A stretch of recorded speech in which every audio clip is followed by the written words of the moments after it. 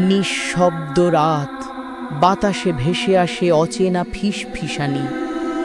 দূরে কারো কান্নার শব্দ, কাছে কারো পায়ের শব্দ, কিন্তু কাউকে দেখা যায় না।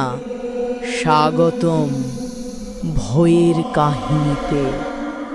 এখানে প্রতিটি গল্প শুধু শোনার জন্য নয়, এখানে প্রতিটি কাহিনী আপনাকে অনুভব করাবে অদৃশ্য উপস্থিতি।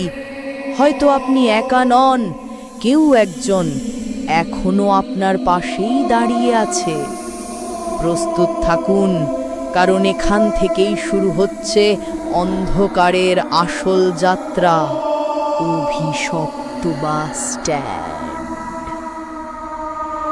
মধ্যরাত পেরিয়েছে, চারদিকে ঘন কুয়াশা, রাস্তা ফাঁকা, বাতাসে শুধু স্যাঁতস্যাঁতে গন্ধ।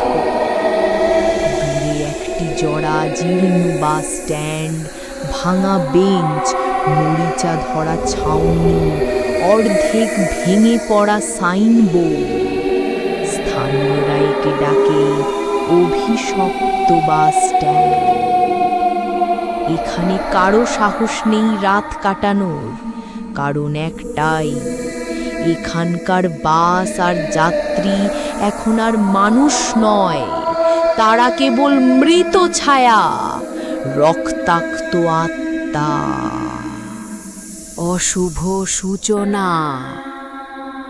অনেক বছর আগে এক ঝড়ো রাতে রাতের শেষ বাস এখান থেকে ছাড়ে। বাসটিতে ছিল প্রায় 50 যাত্রী। বাস স্ট্যান্ড থেকে ছাড়ার কিছুক্ষণ পরেই রাস্তার বাঁকে বাসটি নিয়ন্ত্রণ হারিয়ে পাশের খাদে পড়ে যায়। কয়েক সেকেন্ডের মধ্যে আগুনে পুড়ে ছাই হয়ে যায় সমস্ত দেহ, কেউ পালাতে পারেনি। সেই রাতের পর থেকে বলা হয় মৃতদের আর্তনাদ এখনো বাতাসে ভেসে বেড়ায়। টিকিট মাস্টারের ডাক, ছেলেধুরের কান্না, আহতদের আর্তনাদ সব যেন আটকে আছে এই অভিশপ্ত জায়গার দেয়ালে। সাংবাদিক রাহাতের ভয়ঙ্কর রাত। রাহাত ছিল সাহসী সাংবাদিক। তিনি ভূতের কাহিনীকে হাস্যকর বলতেন।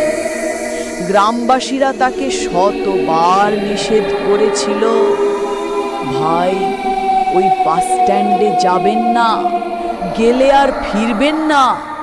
কিন্তু রাহাত হেসে বলেছিলেন, আমি গিয়ে প্রমাণ করব সব বাজে গল্প। সেদিন রাত 12:10 তিনি পৌঁছালেন বাস স্ট্যান্ডে, সঙ্গে ক্যামেরা, রেকর্ডার, টর্চ লাইট। প্রথমে কিছু হয়নি। তিনি বসেছিলেন ভাঙা বেঞ্চে, রেকর্ডার চালু, চারপাশে শুধু নীরবতা। কিন্তু তারপর হঠাৎ একটা টিকিট ছেঁড়ার শব্দ, যেন কেউ বলল, ঢাকা, টিকিট নিন, ঢাকা। রাহাত চমকে উঠলেন, টর্চের আলো ফেলে দেখলেন বেঞ্চের ওপারে বসে আছে যাত্রীদের মতো কিছু মানুষ।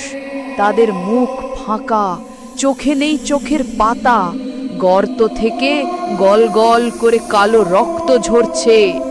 একজন ধীরে ধীরে উঠে এসে তার কানে ফিসফিস করল, বস আসছে, তুমিও উঠো। মৃত্যুর বাস।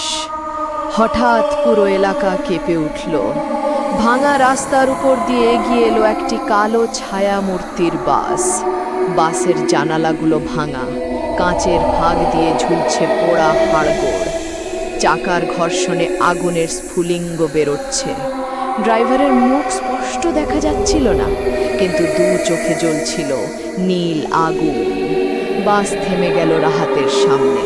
দরজা খোলার সাথে সাথে বেরিয়ে এলো পোড়া মাংসের গন্ধ, আর শোনা গেল একসাথে শত মানুষের চিৎকার, বাঁচাও, আমাদের সঙ্গে এসো। রাহাত আতঙ্কে দৌড়াতে লাগলেন, কিন্তু যত দূরেই দৌড়াচ্ছেন বাস স্ট্যান্ড আর বাস তার সামনে ফিরে আসছে। মনে হলো তিনি সময়ের এক চক্রে আটকে গেছেন। সকালবেলায় গ্রামবাসীরা বাস স্ট্যান্ডে রাহাতের ক্যামেরা পেল। মেমোরি কার্ডে শেষ যে ভিডিওটা ধরা পড়েছিল তাতে দেখা যায় রাহাত হাঁপাচ্ছে, তার চোখ দুটো রক্তে ভেসে যাচ্ছে। পেছনে দাঁড়িয়ে আছে অসংখ্য পোড়া যাত্রী, তাদের হাত বাড়ানো, তারা চিৎকার করছে, আমাদের সঙ্গে এসো, এসো।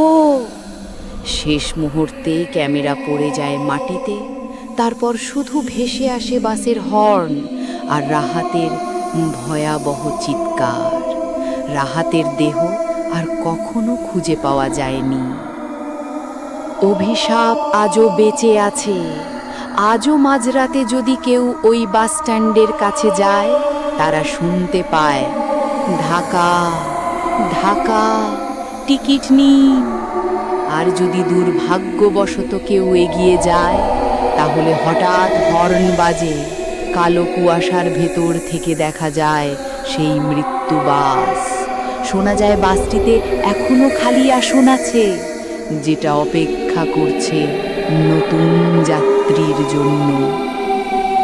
মনে রেখো, যদি গভীর রাতে ভাঙা বাস স্ট্যান্ডে দাঁড়িয়ে হর্নের শব্দ শুনতে পাও, তাহলে পিছনে তাকিও না, কারণ একবার তাকালে হয়তো তুমি হয়ে যাবে অভিশপ্ত বাস স্ট্যান্ডের পরবর্তী যাত্রী।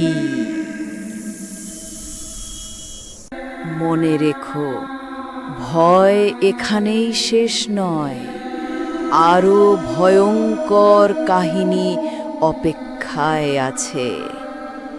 তাই যদি সাহস থাকে, লাইক দাও আর সাবস্ক্রাইব করে ঢুকে পড়ো অন্ধকারে।